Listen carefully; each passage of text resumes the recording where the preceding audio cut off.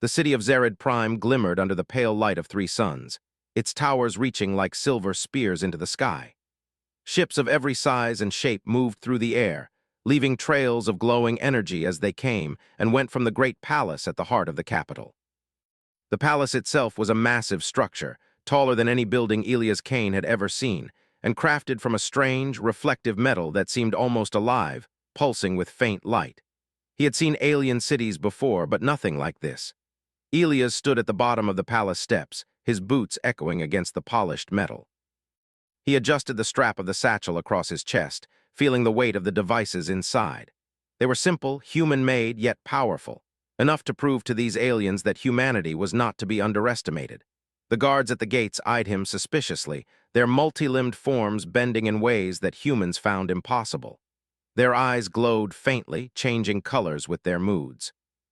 "Name," one of the guards asked, its voice a low hum. "Elias Kane," he replied, calm and measured. "I come on behalf of the Terran Council." To his surprise, the guard's limbs stiffened, and it opened a communication device. Within moments, other guards arrived, forming a corridor as they escorted him inside. The corridors of the palace were unlike anything on Earth. Smooth walls reflected the light, shifting colors like liquid, and strange symbols floated in the air. The air smelled faintly metallic, yet clean. Humans were rare visitors here, and every corner of the palace seemed designed to make them feel small, insignificant. But Elias was not easily intimidated. He had traveled across star systems to arrive here, and he would not be turned away by alien architecture. As they approached the throne room, whispers began among the guards. Elias did not understand their language, but the tone carried excitement.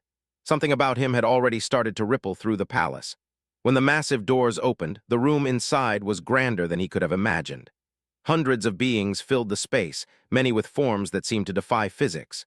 Some had wings, some had extra limbs, others had shifting, translucent bodies. All eyes turned toward the center, where the throne rested on a raised platform.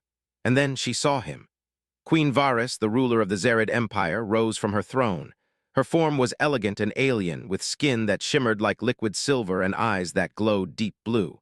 Her gaze swept the room, commanding attention and respect before finally resting on Elias.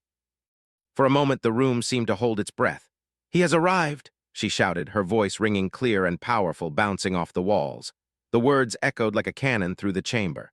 Aliens of every shape and size turned toward him, some bowing instinctively, others frozen in surprise. Elias felt the weight of the moment. This was not just a visit. This was history unfolding. The queen descended her steps gracefully, her robes flowing like liquid. She stopped a few feet from him, studying him closely. "You are far from home, human," she said, her voice both melodic and commanding. "Do you know what you carry in your hands?" It looked simple, almost primitive compared to the alien technology surrounding him, but he knew its potential. "It is a device to help your empire," he said calmly. "It can predict and prevent catastrophic failures in your planetary defense systems." The council of advisors behind the queen whispered among themselves, clearly unsettled by a human daring to claim such knowledge. Some considered humans as unpredictable, almost chaotic creatures. Yet here was one standing confidently in the heart of their empire, offering a solution to a problem they had struggled with for centuries. Queen Varys's eyes narrowed slightly, as if testing him. "And you expect us to believe that a single human can solve problems our greatest minds cannot?" Within seconds, he highlighted a section where a critical failure could occur in the next orbital cycle. The aliens gasped. Some of the council members recoiled. Their technology had failed to detect this issue, yet this human could see it instantly. Elias pointed to the vulnerable area. "If this is not addressed within the next 36 hours, the entire orbital network could collapse. Ships stationed here would be destroyed, leaving the planet vulnerable. We do not know his methods. Humans are unpredictable. We should detain him until—" "Show me you are worthy of it." "Humans are remarkable," one whispered to another. "He sees patterns we cannot see." Queen Varys looked at the human standing before her and smiled faintly, an expression rare in her presence. "You are bold," she said. "You act without fear even when the stakes are highest. Tell me, human, what drives you to come so far from your home into the heart of an empire that does not trust your kind?" "We learn quickly, act decisively, and never give up. I came here because I can help, and because I know humanity has something to offer your empire that you cannot yet see." Lights flashed across the room as the Imperial Defense Network detected a small, fast-moving fleet approaching the planet.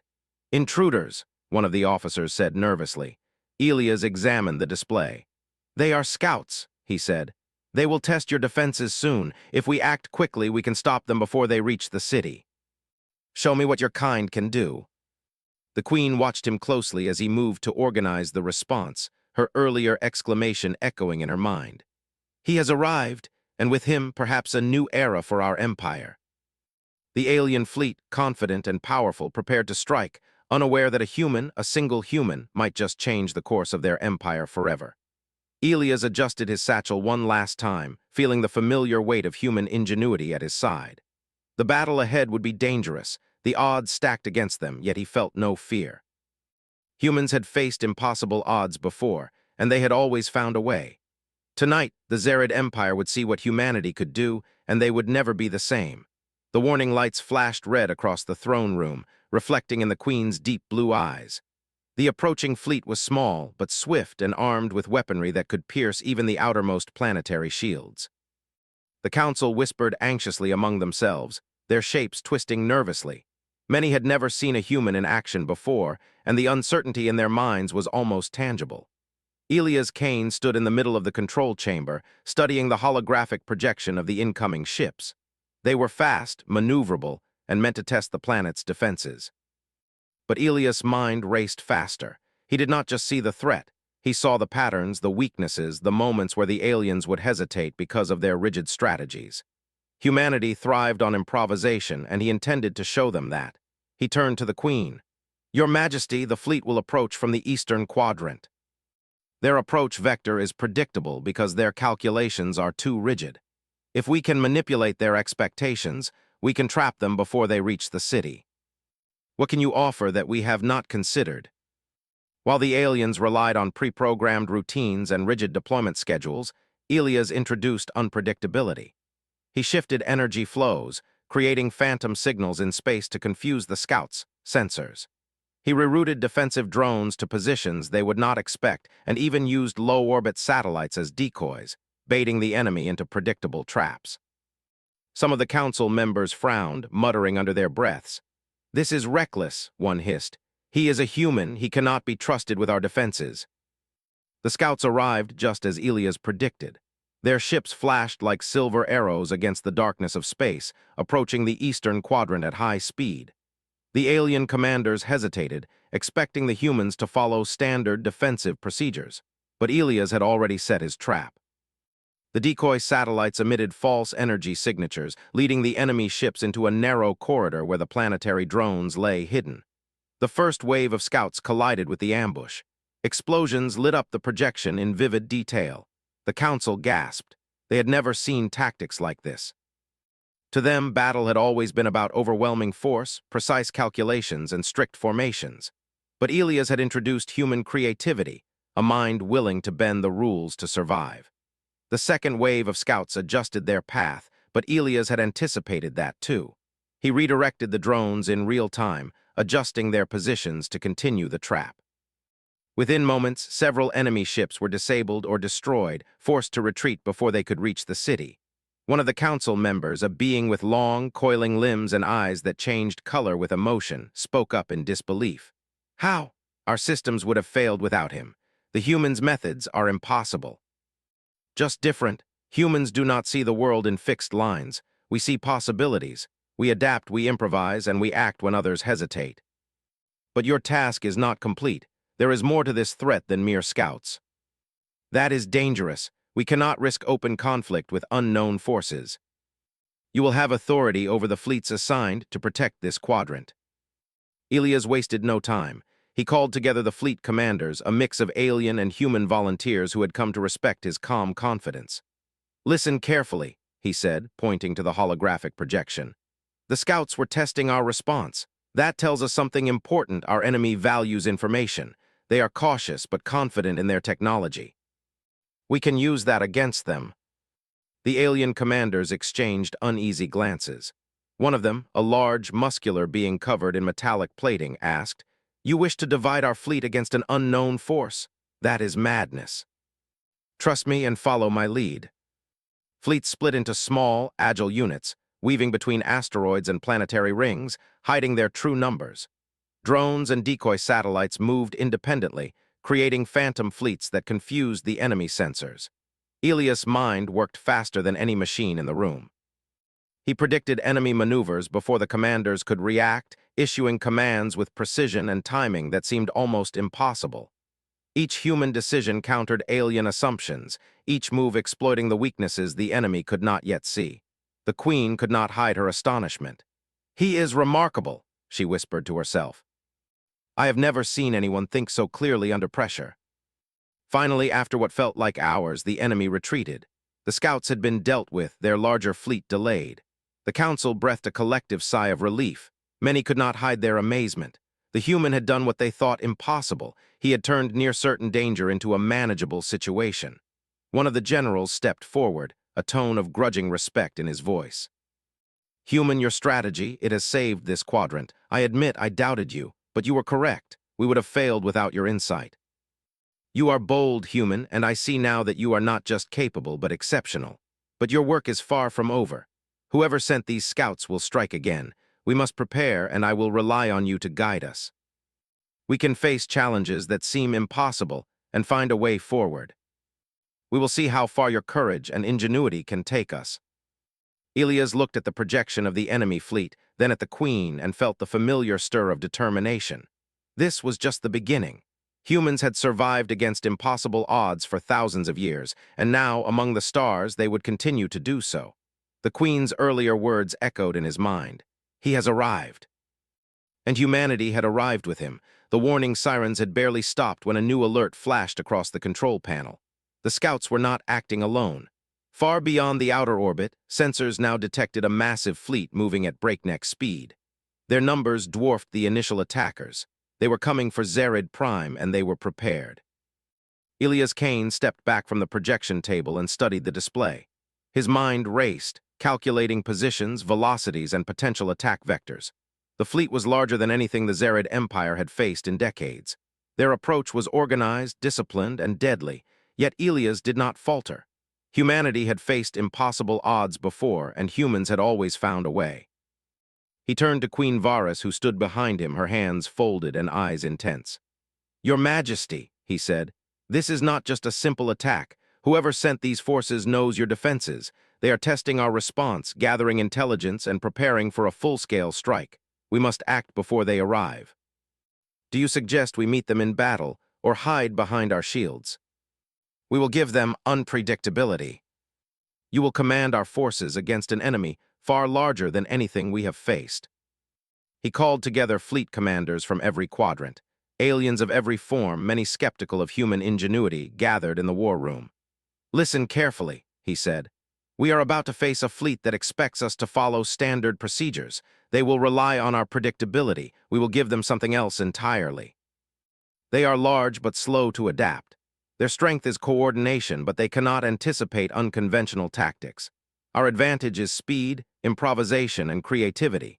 We will split our forces into smaller units, use decoy ships to draw them into traps, and take calculated risks to disrupt their formation." One, a tall being with translucent wings, asked, "And if your plan fails, human, the entire capital could fall."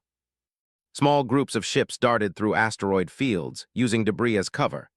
Decoy drones projected false energy signatures, appearing as larger ships to confuse enemy sensors.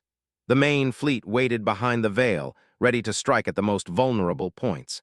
As the enemy fleet entered the system, the first shots were fired.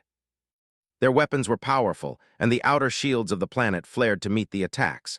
But Elias had anticipated the angles. Using unconventional maneuvers, the human-led units avoided the main blasts while luring the enemy ships into preset ambushes. Explosions tore through the void, lighting up space with bright, violent flashes. Ships collided, shields failed, and debris floated across the battlefield. The alien commanders, used to precise formations, found themselves disoriented. Their plans, which relied on predictability, were failing. Elias moved swiftly between units, issuing commands, correcting positions, and exploiting every gap in the enemy's formation. His ability to adapt in real time amazed even the most experienced alien officers. Where the Zerid fleet hesitated, he acted. Where they followed rules, he bent them. Queen Varys watched from the observation deck, her expression one of awe and concern. "He is extraordinary," she whispered. "Never have I seen a single individual influence an entire fleet like this." This move confused the enemy, making them believe they had forced the Zerid fleet into retreat. But Ilias had planned this. Hidden in the shadows of the rings were additional units, ready to strike at the enemy's flanks. As the enemy pursued, they were met with sudden, unexpected attacks from angles they had not considered.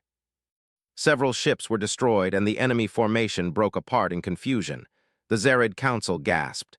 "The human predicted their every move," one said. "He is more than a strategist, he is remarkable." Boarding drones disabled several key vessels, while others were forced to retreat. The larger ships could not adjust to the unexpected strategies and began to fall back. The battle raged for hours, but the humans' creativity and adaptability gave them the edge. Where alien fleets relied on rigid protocols, human ingenuity allowed rapid adaptation. Where the enemy expected fear, they met confidence and precise action. Finally, the enemy fleet retreated, scattering into the depths of space. The Zerid Empire had survived the first wave of attacks, and the human had proven that he could lead, inspire, and strategize beyond the limitations of the aliens' understanding. The council gathered in the war room afterward, buzzing with astonishment. "I never imagined a human could lead our fleets like this," one said. "Their adaptability, it is unlike anything we have seen. And we must continue to adapt.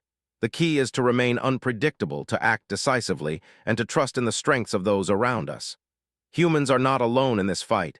Any being willing to think, act, and change can succeed. Our fleets would have been destroyed without your guidance." She had seen leaders before, beings of great intelligence and power, yet none had approached command with the flexibility and creativity of this human.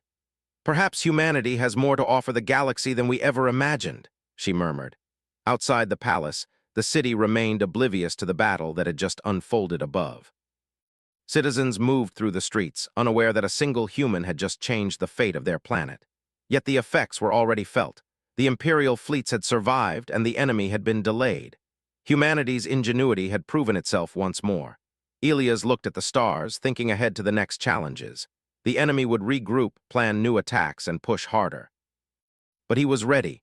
Humans had survived countless threats on Earth, adapting to extreme environments and unexpected dangers.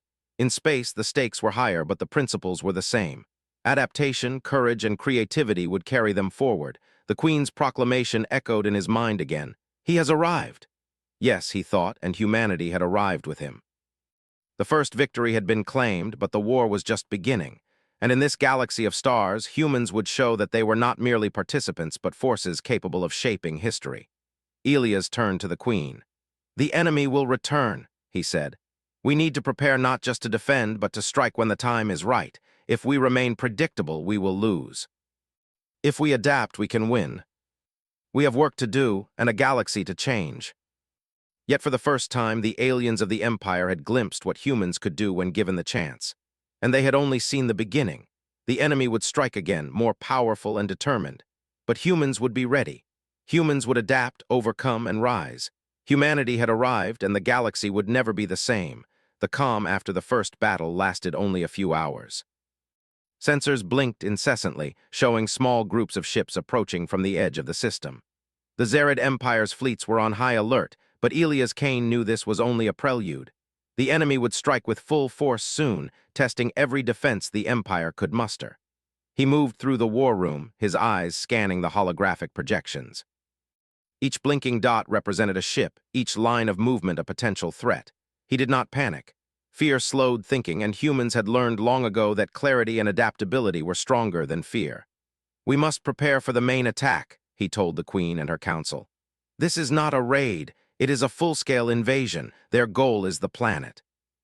They want Zerid Prime." The aliens were used to standard battle formations, rigid tactics, and relying on overwhelming firepower. Ilias had shown them that creativity could triumph over numbers, but now the test was greater. He called all the commanders together. "We cannot face them head-on. They expect us to fight predictably. Instead, we will divide their focus." We will use the planet, the asteroid belts, and our smaller ships to create confusion. Each squadron will act independently, and you will trust each other, and me, to adjust on the fly. Risk is the same whether we follow the old rules or adapt. If we do nothing, we will lose. Adaptability is our weapon. Courage is our shield. Trust me, and we will prevail. Some units hid behind planetary rings, others within asteroid belts, and decoy fleets moved in patterns meant to confuse the enemy. The main forces remained flexible, ready to respond to changing circumstances. As the enemy fleet entered the system, Elias' plan began. Sensors showed the invaders moving in tight formation, relying on speed and overwhelming firepower. They expected the Zerid defense to respond in kind, structured, predictable, and rigid. Elias smiled faintly. Not this time. The aliens watched in awe as humans acted decisively, taking calculated risks that turned the battlefield into an unpredictable dance of movement and strategy. The enemy commanders struggled to adapt. Their rigid formations could not respond to the constant shifts in position and attack vectors. Several ships collided or were destroyed, and the fleet began to fragment. Elias saw the openings and acted immediately, directing the largest decoy unit to lure the enemy deeper into the trap. Queen Varys observed the holographic map, her eyes widening. "He is everywhere at once," she whispered. "Every movement is calculated, yet unpredictable. How does one human achieve this?" He was only thinking faster, predicting more accurately, and willing to act where others hesitated. He anticipated the enemy's focus, exploited their assumptions, and created opportunities for the Zerid fleet to strike where the invaders were weakest. As the battle intensified, small boarding drones launched from human-led ships, disabling key control systems on several enemy vessels. The invaders had not expected such tactics, and their disarray grew. The smaller units were nimble, flexible, and adaptive, something the massive alien ships could not counter. One of the alien generals approached Elias through the communication channel. "Human, your tactics defy reason. You are risking everything. Speed, ingenuity, and courage. Adaptability will win where brute force fails." Elias saw the opportunity. "Flank them from the asteroid belt," he commanded. "Use the smaller ships to distract their fire while the main force strikes their weak point." The ships moved as directed, weaving through asteroids, disappearing and reappearing, striking with precision. The enemy flagship took heavy damage, its shields weakening as critical systems failed. The Zerid commanders, once skeptical, began to see the brilliance of human improvisation. "He is not just leading," one whispered. "He is teaching us to think differently." The enemy fleet, though larger, could not maintain formation. Confusion spread among their ships, and several began to retreat. Elias did not allow the Zerid fleet to rest. "Pursue in calculated waves," he instructed. "Do not overextend, keep them off balance, and continue striking weak points." Each move forces a response. Each response creates another opportunity. Small units darted in, disabling weapons systems and communications. Boarding drones infiltrated critical ships, shutting down controls. The enemy flagship, now crippled, signaled retreat. The Zerid fleet pressed their advantage carefully, avoiding unnecessary risk while exploiting every weakness. At last, the enemy fleet withdrew completely, retreating beyond sensor range. The battle was over. Zerid Prime had survived, not by brute strength alone, but by the combination of alien technology and human ingenuity. The council gathered in the war room afterward, exhausted but relieved. "I cannot believe it," one said. "A human led our fleet and defeated an enemy greater than any we imagined. We would have fallen without him. They are innovators, and you are proof of it. Perhaps humanity is the key to facing threats we have not yet imagined." He could feel the weight of responsibility, but he also felt the strength of purpose. Humans were rare in this part of the galaxy, but when they arrived with impact, courage, and creativity.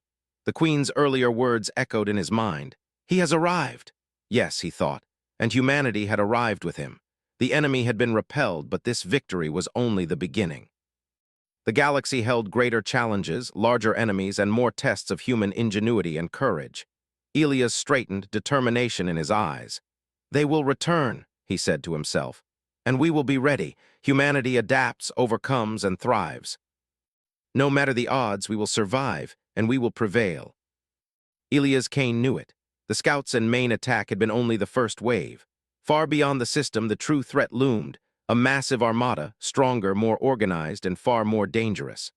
The Zerid Empire's fleets were battered but alive, and morale was high after the stunning success of human-led strategy. Now it was time to prepare for the final confrontation. Ilias moved through the command center, observing the fleets and the damage sustained. Alien commanders and engineers bustled around him, adjusting defenses, repairing ships, and recalculating supply lines. The humans working alongside them were calm, precise, and adaptable, moving between tasks and improvising solutions in ways the aliens could not anticipate. "Your Majesty," Ilias said, approaching Queen Varys, "the enemy will not strike immediately. They are regrouping. This gives us a small window to strengthen our defenses and plan a decisive strike. We must use it wisely." "But even with your strategies, the enemy grows stronger. Can humanity truly lead us to victory?"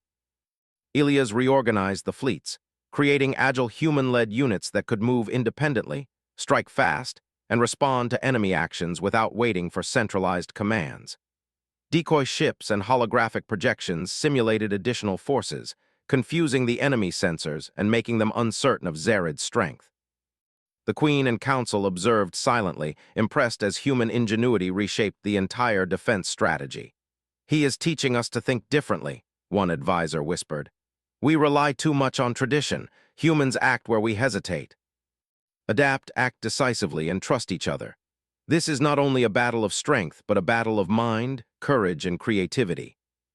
Their intent was clear: destroy the planet's defenses and claim Zerid Prime. Ilias projected the enemy formation on the display. "They are confident but predictable. Their advantage is numbers and firepower. Our advantage is ingenuity. Humans have survived worse odds. This is no different. We will fight smarter, not harder." Enemy weapons flared brightly in space, tearing through empty debris and minor defenses. The Zerid fleet responded immediately, but Ilias' strategy ensured that the human-led units were always one step ahead. Small squads darted between asteroids and planetary rings, striking vulnerable targets and disappearing before retaliation could come. Decoy drones emitted false energy signals, making the enemy believe the fleet was stronger and more dispersed than it truly was. Each movement was calculated, yet unpredictable, confusing the enemy command structure. Queen Varys watched, her hands gripping the observation railing. "It is as if he is everywhere at once," she whispered. No human should be capable of commanding so many variables at the same time. The enemy fleet tried to concentrate fire on a section of the human-led units, but Ilias had anticipated this. He ordered a feint. Smaller ships drew the enemy into an ambush, while the main forces struck from angles they had not considered.